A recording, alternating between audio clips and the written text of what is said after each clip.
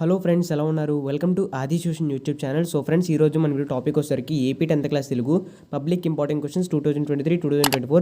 ఇది part 3 video అనమాట. Already మనం పార్ట్ 1 వీడియో, పార్ట్ 2 వీడియో చేసాం. అందులో తెలుగు ఇంపార్టెంట్గా ఏం చదువుకోవాలో చెప్పాం. సో ఈరోజు ఇది లాస్ట్ వీడియో అనమాట. ఈ వీడియోలో తెలుగు సంబంధించినవి భాషాంశాలు అసలు రోమన్ ఏంటో ఎక్స్ప్లెయిన్ చేస్తాను. దానికంటే ముందు ఫ్రెండ్స్, మీరు ఇక్కడ చూస్తున్నారు కదా, మన ఛానల్ మెయిన్ పేజ్ అనమాట ఇది. సో ఇక్కడ లింక్ కనిపిస్తుంది కదా, ఈ లింక్ కనుక క్లిక్ చేస్తే మీకు ఏ విధంగా ఓపెన్ అవుతుంది. ఇక్కడ మీకు వాట్సాప్, ట్విట్టర్, టెలిగ్రామ్ అని కనబడుతుంది కదా. ఈ మూడు కూడా మన ఆది ట్యూషన్ యొక్క ఛానల్స్ అనమాట. సో వాట్సాప్ ఛానల్లోకి వెళ్తే మీకు వాట్సాప్ కొద్దిగా అప్డేట్ అయింది కదా. సో వాట్సాప్ లింక్ క్లిక్ చేస్తే మీరు డైరెక్ట్గా వాట్సాప్ ఛానల్లోకి వెళ్తారు. మీకు టాప్ రైట్ కార్నర్లో ఫాలో అనే ఆప్షన్ కనిపిస్తుంది. దాని పక్కన బెల్ నోటిఫికేషన్ ఉంటుంది. సో వెంటనే వాట్సాప్ ఛానల్ కూడా ఫాలో అవ్వండి. నేను వెంటనే మనకి ఎటువంటి బ్రేకింగ్ న్యూస్ వచ్చిన పీడిఎఫ్స్, ఇంపార్టెంట్ పీడిఎఫ్స్ లాంటివి వాట్సాప్ అండ్ టెలిగ్రామ్లో షేర్ చేస్తాను. ఎటువంటి ఉన్నా సరే మీరు నన్ను ట్విట్టర్లో కూడా కాంటాక్ట్ అవ్వచ్చు. సో వెంటనే మన ట్విట్టర్, టెలిగ్రామ్, వాట్సాప్లో కూడా ఫాలో అవ్వండి. సో ఇంక లేట్ చేయకుండా వీడియోలోకి వెళ్ళిపోదాం.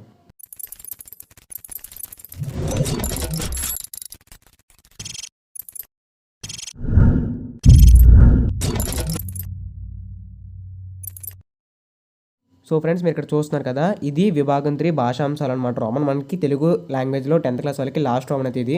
నెక్స్ట్ చాలామంది నన్ను అన్నయ్య భాషాంశాలు ఎక్స్ప్లెయిన్ చేయండి అని, అసలు రోమన్ అంటే అర్థం కావట్లేదు అని అడిగారు. కాబట్టి నేను ఈ వీడియోలో మీకు పూర్తిగా ఎక్స్ప్లెయిన్ చేస్తాను. భాషాంశాలు అసలు ఏంటి, రోమన్ ఏ విధంగా ఉండబోతుందో ఎక్స్ప్లెయిన్ చేస్తాను. సో ఇందులో ఇంపార్టెంట్గా చెప్పడం కంటే ఏం లేదు, ఎందుకంటే మీకు ఇందులో రోమన్ ఎక్స్ప్లెయిన్ అయితే చాలు. ఆ టాపిక్ మీరు అర్థం చేసుకొని చదువుకోవాలి. సో ఫ్రెండ్స్, చూస్తే ఇక్కడ మనకి భాషాంశాలు అయితే 2 మార్క్స్, 1 మార్క్స్ అని చెప్పి 2 సెక్షన్స్ అయితే ఉంటాయి. భాషాంశాల నుంచి మనం 32 మార్క్స్ అయితే స్కోర్ చేయొచ్చు. ఇప్పుడు ఫస్ట్ బిట్ చూస్తే 2 మార్క్స్లో మీకు ఒక పైన వాక్యం ఇచ్చి దాని అలంకారాన్ని గుర్తించి రాయమంటారు అంతే. దానికి 2 మార్క్స్. దాని తర్వాత 12th బిట్ ఏంటంటే మీకు ఇక్కడ ఇంకొక లైన్ ఇస్తారు. సో ఇచ్చి ఆ లైన్లో ఏంటంటే గురువులగులు గుర్తించి ఘన విభజన చేసి పద్యం పేరు రాయమంటారు. నెక్స్ట్ ఫ్రెండ్స్, మనకి ఇక్కడ 13 బిట్ చూసారనుకోండి, మీకు అర్థమవుతుంది. మనకి ఇక్కడ 2 మార్క్స్లో కొంచెం ప్లస్ పాయింట్ ఏంటంటే మనకి ఒకటే టాపిక్ నుండి 2 క్వశ్చన్స్ అయితే అడుగుతారు. ఆ ఇచ్చిన 2 క్వశ్చన్స్లో ఒకదానికి మనం రాసుకోవాల్సి ఉంటుంది, ఇంకో దానికి ఆప్షన్స్ అయితే ఉంటాయి. అది ఎలా ఉంటుందో కూడా ఇప్పుడే చెప్తాను చూడండి. 13 బిట్ చూడండి, మనకి ఇక్కడ ఒక లైన్ ఇచ్చి దాంట్లో గీత గీసిన పదానికి అర్థం రాయమన్నారు. రెండో దాంట్లో ఏంటంటే మనకి అది అలాగే ఇచ్చి కాకపోతే అర్థానికి కూడా ఆప్షన్స్ వాడే ఇచ్చాడు. సో ఇది ఒక ప్లస్ పాయింట్. సో 13 బిట్ మనకి అర్థాలు అడుగుతారు. 14 బిట్ ఏంటంటే మనకి ఇక్కడ ఒక లైన్ ఇచ్చి గీత గీసిన పదానికి పర్యాయ పదాలు రాయమని అడుగుతారు. నెక్స్ట్ సెకండ్ వన్ ఏంటంటే మనకి గీత గీసిన పదానికి పర్యాయపదం రాయమని చెప్పి మనకి 4 ఆప్షన్ అయితే ఇస్తారు. దాని తర్వాత ఇప్పుడు మీకు 15 బిట్ చెప్తాను. 15 బిట్ ఏంటంటే మనకి గీత గీసిన పదానికి ప్రకృతి పదం రాయాల్సి ఉంటుంది. దాని తర్వాత సెకండ్ వన్ వచ్చేసరికి గీత గీసిన పదానికి వికృతి పదం రాయాలి. కాకపోతే వికృతి పదాలు ఏంటో 4 ఆప్షన్ ఇస్తాడు. సో ఆ 2 రాస్తే మనకి 2 మార్క్స్. 16th బిట్ మనకి 2 పదాలు గీతలు గీస్తారు. దానికి రెండాటికి నానార్థాలు రాయాల్సి ఉంటుంది.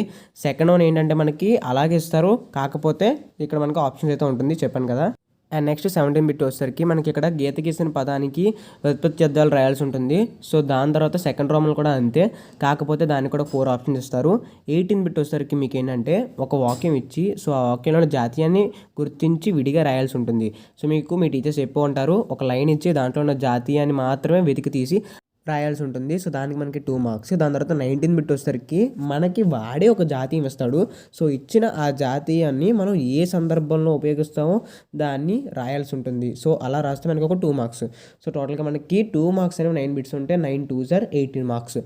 సో ఇప్పుడు మనకి 2 మార్క్స్ అయిపోయి 1 మార్క్లోకి వెళ్దాం. 1 మార్క్స్ వచ్చేసరికి మనకి ఇక్కడ 20th బిట్ చూసారనుకోండి, గీత గీసిన పదాన్ని విడదీసి రాయాల్సి ఉంటుంది. దానికి 1 మార్క్. 21వ పదం ఏంటంటే ఇచ్చిన 2 సంధి పదాలను కలిపి రాయాల్సి ఉంటుంది. దానికి 1 మార్క్. 22వ బిట్ ఏంటంటే మనకి ఒక లైన్ ఇచ్చి దాంట్లో ఒక వర్డ్ని అండర్లైన్ చేసి గీత గీసిన పదం ఏ సంధికి చెందినదో రాయండి అని చెప్పి ఆ సంధి ఏంటో కూడా వాడే ఒక 4 ఆప్షన్స్ ఇస్తాడు. ఇది ఒక ప్లస్ పాయింట్. దాని తర్వాత 23వ బిట్ ఏంటంటే ఇచ్చిన లైన్లో అండర్లైన్ చేసిన వర్డ్ యొక్క విగ్రహ వాక్యం రాయాల్సి ఉంటుంది. దాని తర్వాత 24వ బిట్ ఏంటంటే ఒక లైన్ ఇస్తారు. ఇచ్చిన లైన్లో మీకు ఒక లైన్ అండర్లైన్ చేస్తారు. ఆ అండర్లైన్ చేసింది ఏ సమాసం గుర్తిస్తే చాలు. మళ్ళీ దానికి ఆప్షన్స్ కూడా 4 వాడేస్తాడు. సో మీరు అందులో మీకు తెలిసిన ఆ సమాసాన్ని గుర్తించి ఆ ఆప్షన్ రాస్తే చాలు. దీనికి 1 మార్కు. 25వ బిట్ ఏంటంటే మనకి వాడు ఒక వాక్యం ఇచ్చి ఇచ్చిన వాక్యాన్ని సరైన ఆధునిక వచనాన్ని గుర్తించండి అని చెప్పి మళ్ళీ మనం రాయాల్సిన పని కూడా లేదు, వాడేదానికి 4 ఆప్షన్ ఇస్తాడు. అందులో ఒక ఆప్షన్ రాస్తే చాలు, దానికి 1 మార్క్. 26వ బిట్ ఏంటంటే ఒక లైన్ ఇచ్చి అంటే ఒక వాక్యం ఇచ్చి దాని యొక్క వాక్యానికి వ్యతిరేకార్థక వాక్యం వచ్చేటట్టు రాయాల్సి ఉంటుంది. దానికి 1 మార్క్. 27వ బిట్ ఏంటంటే కింది క్రియాపదాలలో వ్యతిరేకార్థక క్రియను గుర్తించండి అని చెప్పి మనకి ఒక 4 క్రియలు ఇస్తారు. సో ఇచ్చిన ఆ క్రియల్లో మనకి వ్యతిరేకార్థక క్రియ గుర్తిస్తే మనకి 1 మార్క్ అనమాట. 28వ బిట్ ఏంటంటే వర్షాలు కురిసినా పంటలు పండలేదు. ఇది ఏ రకమైన సంక్లిష్ట వాక్యం గుర్తించి మనం ఆ సంక్లిష్ట వాక్యం రాస్తే చాలు, దానికి 1 మార్క్. దాని తర్వాత మనకి 29వ బిట్ ఏంటంటే మనకు ఒక వాక్యం ఇచ్చి ఆ వాక్యానికి సరైన కర్మని వాక్యాన్ని గుర్తించండి అని చెప్పి మనకి వాడే ఒక 4 వాక్యాలు ఇస్తారు. సో మనం ఆ వాక్యానికి తగ్గ కర్మని వాక్యం ఏంటో గుర్తించి రాయాలి, 1 మార్క్. 30వ బిట్ ఏంటంటే మనకి ఒక వాక్యం ఇచ్చి అది ఏ రకమైన సామాన్య వాక్యం రాయాల్సి ఉంటుంది. 31 ఏంటంటే అది సేమ్ అలాగే, కాకపోతే మనకి ఇది ఏ రకమైన సామాన్య వాక్యాన్ని గుర్తించండి అని చెప్పి మనకి దాని కింద 4 ఆప్షన్స్ ఇస్తారు. సో ఇక్కడ ఒక 1 మార్క్ ప్లస్ పాయింట్ అనమాట. 32వ బిట్ ఏంటంటే మనకి ఒక వాక్యం ఇచ్చి ఇది కూడా అంతే, ఏ రకమైన సామాన్య వాక్యం గుర్తించి రాస్తే చాలు. దాని తర్వాత 33 బిట్ ఏంటంటే మనకి ఒక వాక్యం ఇచ్చి అది ఏ రకమైన సామాన్య వాక్యం గుర్తించాల్సి ఉంటుంది. దానికి మనకి 4 ఆప్షన్స్ ఉంటాయి, అందులో ఒక ఆప్షన్ ఎంచుకొని రాయాల్సి ఉంటుంది, దానికి 1 మార్క్. సో మనకి ఈ విధంగా 11 నుండి 33 వరకు భాషాంశాలు బిట్స్, అందులో 2 మార్క్స్ సెక్షన్ ఒకటి, 1 మార్క్స్ సెక్షన్ ఒకటి ఉంటుంది. సో మనకి ఈ విధంగా తెలుగులో భాషాంశాలు రోమన్ దీనికి 32 మార్క్స్ అయితే వస్తే బాగా స్కోర్ చేయొచ్చు. ఎందుకంటే మీకు మధ్యలో చెప్పాను కదా, అంటే మనకి కొన్ని ఆప్షన్స్ వాడేస్తున్నాడు, ఆప్షన్స్ మనం గుర్తించి రాస్తే చాలు దానికి మనకి మార్క్స్ స్కోర్ అవుతాయి. సో మనం ఆ విధంగా చూసుకుంటే తెలుగులో మనం ఈ సంవత్సరం అయితే కొంచెం ఈజీగా స్కోర్ చేయొచ్చు బాగా చదివితే. సో ఫ్రెండ్స్, ఇప్పుడు దాకా నేను మీకు తెలుగు పార్ట్ 1, పార్ట్ 2, పార్ట్ 3 చేశాను. అండ్ నెక్స్ట్ భాషాంశాలు చాలామంది నా కమెంట్స్లో అడిగారు కాబట్టి వాళ్ళ కోసం ప్రత్యేకంగా చేశాను. భాషాంశాలు చాలా వరకు తెలుసు వాళ్ళకి రోమన్ ఏంటంటో. నేను ఆల్రెడీ మన వాట్సాప్ ఛానల్లో తెలుగు యొక్క మోడల్ పేపర్ పోస్ట్ చేశాను, కావాలంటే మీకోసం మళ్ళీ ఇంకొకసారి ఆ పీడిఎఫ్స్ అనేవి మీకు షేర్ చేస్తాను. అండ్ ఫ్రెండ్స్, చాలామంది public important questions next maths or Hindi చేయమంటున్నారు. నేనైతే మీకు మ్యాథ్స్ అయితే నెక్స్ట్ వీడియో పోస్ట్ చేస్తాను, ఎందుకంటే చాలామంది అడిగారు. నెక్స్ట్ మ్యాథ్స్ అనేది మీకు ఎప్పటి నుంచి ప్రిపరేషన్ ఉండాలి. దాని తర్వాత చాలామంది అన్నయ్య మాకు ఫిజిక్స్, ఎన్ఎస్, సోషల్, మ్యాథ్స్లో మనకి 1 మార్క్స్, నెక్స్ట్ 2 మార్క్స్ ఇలాంటి వాటిల్లో మాకు మార్క్స్ పోతున్నాయి అన్నయ్య, 4 మార్క్స్ 8 మార్క్స్ బాగానే వస్తున్నాయి, మీరు దానికి హెల్ప్ చేయాలని అని చెప్పి చాలామంది అయితే కమెంట్ చేశారు. సో దాని గురించి కొన్ని నేను ఆలోచించాను. ఏంటంటే మీకు మ్యాథ్స్ అనేవి, సోషల్ అనేవి మీకు కొన్ని పీడిఎఫ్స్ ఉంటాయి, ఆ పీడిఎఫ్స్ నేను మీకు వీడియోస్ తీస్తాను. నెక్స్ట్ మీకు వాటి మీద ఆ పీడిఎఫ్స్ కూడా వీలైతే మన వాట్సాప్, టెలిగ్రామ్లో కూడా పోస్ట్ చేస్తాను. సో మీరేంటంటే ఆ పీడిఎఫ్ చూసుకుంటే సరిపోతుంది. అందులో మీకు 1 మార్క్, 2 మార్క్, 4 మార్క్, 8 మార్క్ అయితే ఉంటాయి. తర్వాత మీకు ఫిజిక్స్ అండ్ ఎన్ఎస్లో మీకు ఇంపార్టెంట్ డయాగ్రామ్స్ ఏంటి, ఎక్స్పెరిమెంట్స్ ఏంటి, వాటి గురించి కూడా ఉంటాయి. సో నేను మీకు అవన్నీ కూడా రీసెర్చ్ చేసి ఉంచాను. సో వాటి గురించి కూడా మీకు వీడియోస్ చేసి వీలైనంత వరకు ఆ పీడిఎఫ్స్ కూడా మీకు వాట్సాప్ ఆర్ ట్విట్టర్, టెలిగ్రామ్లో పోస్ట్ చేస్తాను. మనకి వాట్సాప్లో కొన్నిసార్లు పీడిఎఫ్ పంపడానికి అవ్వట్లేదు కాబట్టి టెలిగ్రామ్లో కూడా ఆ పీడిఎఫ్స్ అయితే పంపడానికి అవుతుంది. సో అందుకని మిమ్మల్ని టెలిగ్రామ్లో కూడా ఫాలో అవ్వమంటున్నాను.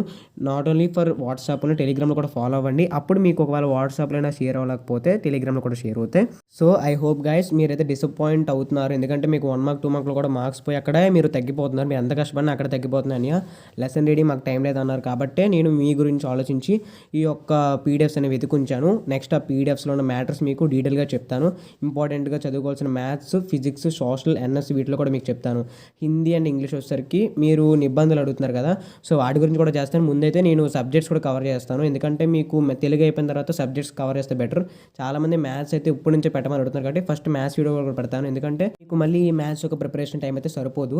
దాని తర్వాత చాలామంది అన్నయ్య FA3 ఇంపార్టెంట్ పెట్టండి, FA3 ఇంపార్టెంట్ పెట్టండి అని అడుగుతున్నారు. FA3కి ఎందుకు లాగ్ అవుతుందంటే నేను పబ్లిక్ గురించి మీకు మెయిన్గా ఆలోచిస్తాను, ఎందుకంటే పబ్లిక్లో మీకు ర్యాంక్ తగ్గకూడదు, మార్క్స్ తగ్గకూడదు. నేను వీలైనంత వరకు మీకు పబ్లిక్లో నా వంతుగా ఇంపార్టెంట్ అని ఏవైనా సరే మీకు ఎక్స్ప్లెయిన్ చేయడానికి, ఇవ్వడానికి అయితే నేను రెడీగానే ఉన్నాను. సో FA3కి అందుకే లేట్ అవుతుంది పబ్లిక్ వీడియోస్ చేయడం వల్ల, అర్థం చేసుకున్నారని అనుకుంటున్నాను. I hope you understand guys.